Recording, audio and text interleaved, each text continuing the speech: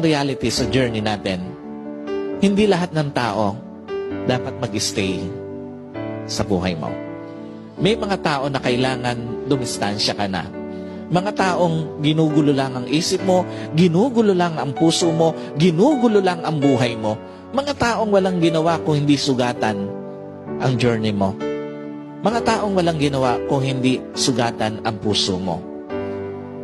At again, iyon yung reality sa buhay natin. Sometimes, mahirap, pero kailangan mong dumistansya sa mga taong ang intention lang, guluhin ang puso mo, guluhin ang isip mo, guluhin ang buhay mo. And once na nakita mo kung sino-sino sila sa buhay mo, huwag ka nang magdalawang isip na dumistansya sa kanila para sa ikatatahimik ng iyong isipan, ng iyong kaloob.